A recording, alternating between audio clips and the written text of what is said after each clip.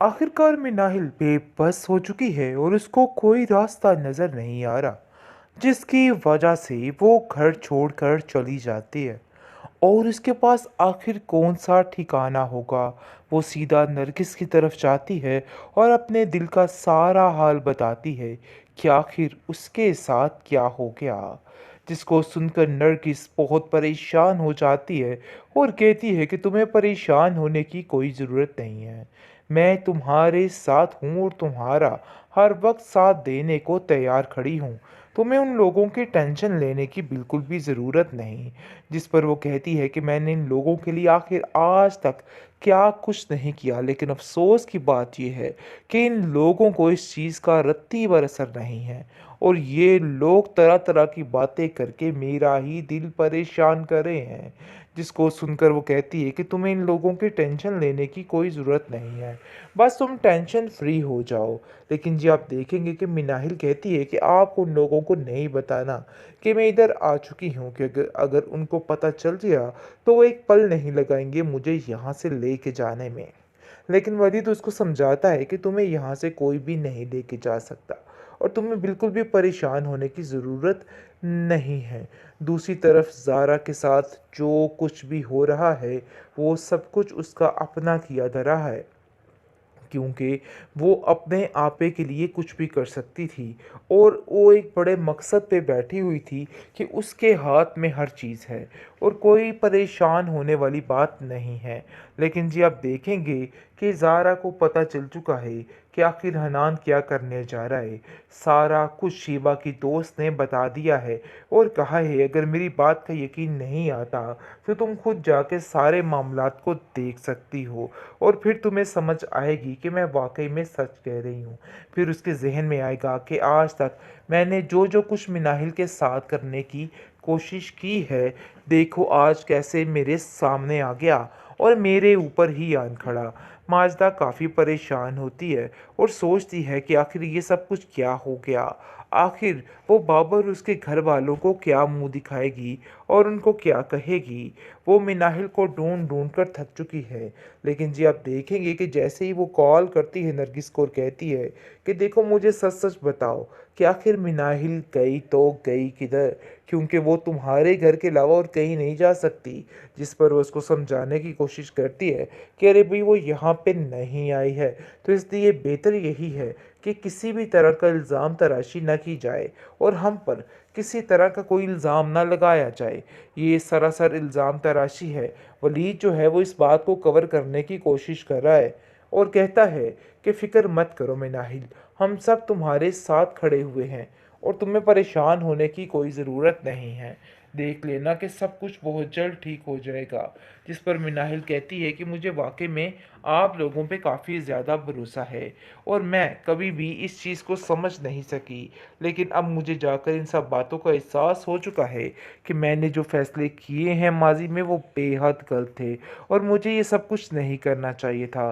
काश मैं ऐसा ना करती तो आज सब कुछ ठीक होता, क्योंकि वो जान चुकी है कि उसने वाकई में बहुत गलत फ़ैसला कर डाला है, जिसकी वजह से उसको परेशानी का सामना करना पड़ेगा। लेकिन जी आप देखेंगे कि वो इस परेशानी के आलम में कुछ समझ नहीं पा रही और वलीद को नरगिस को कहती है कि किसी भी तरह कुछ भी करने की ज़रूरत नहीं है।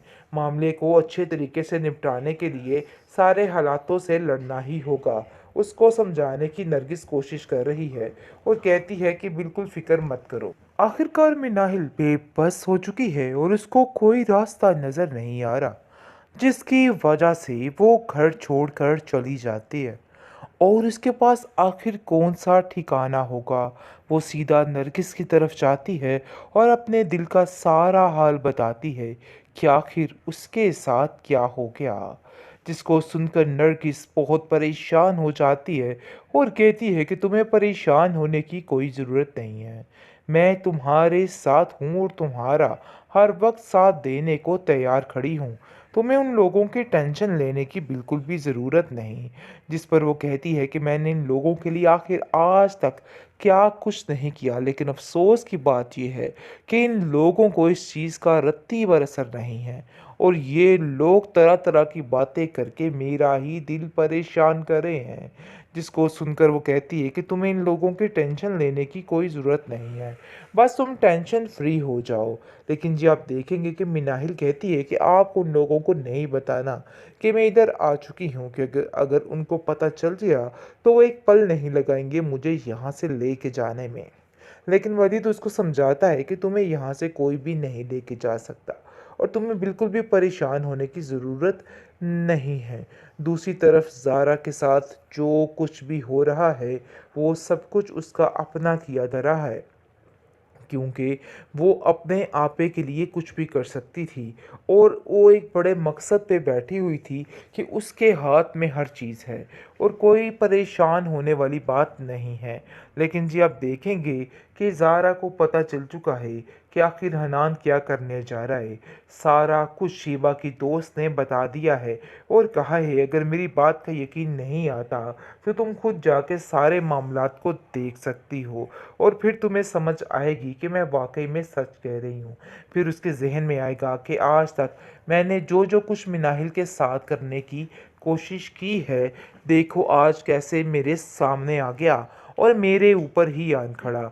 माजदा काफ़ी परेशान होती है और सोचती है कि आखिर ये सब कुछ क्या हो गया। आखिर वो बाबर उसके घर वालों को क्या मुंह दिखाएगी और उनको क्या कहेगी। वो मिनाहिल को ढूंढ ढूंढ कर थक चुकी है। लेकिन जी आप देखेंगे कि जैसे ही वो कॉल करती है नरगिस को और कहती है कि देखो मुझे सच सच बताओ कि आखिर मिनाहिल गई तो गई किधर, क्योंकि वो तुम्हारे घर के अलावा और कहीं नहीं जा सकती। जिस पर वो उसको समझाने की कोशिश करती है कि अरे भाई वो यहाँ पे नहीं आई है, तो इसलिए बेहतर यही है कि किसी भी तरह का इल्ज़ाम तराशी न की जाए और हम पर किसी तरह का कोई इल्ज़ाम ना लगाया जाए। ये सरासर इल्ज़ाम तराशी है। वलीद जो है वो इस बात को कवर करने की कोशिश कर रहा है और कहता है कि फ़िक्र मत करो मिनाहिल, हम सब तुम्हारे साथ खड़े हुए हैं और तुम्हें परेशान होने की कोई ज़रूरत नहीं है। देख लेना कि सब कुछ बहुत जल्द ठीक हो जाएगा।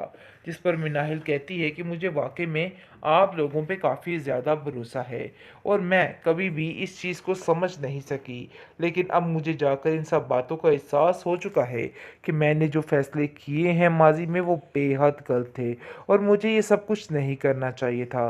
काश मैं ऐसा ना करती तो आज सब कुछ ठीक होता, क्योंकि वो जान चुकी है कि उसने वाक़ई में बहुत गलत फ़ैसला कर डाला है, जिसकी वजह से उसको परेशानी का सामना करना पड़ेगा। लेकिन जी आप देखेंगे कि वो इस परेशानी के आलम में कुछ समझ नहीं पा रही और वलीद को नरगिस को कहती है कि किसी भी तरह कुछ भी करने की ज़रूरत नहीं है। मामले को अच्छे तरीके से निपटाने के लिए सारे हालातों से लड़ना ही होगा। उसको समझाने की नरगिस कोशिश कर रही है और कहती है कि बिल्कुल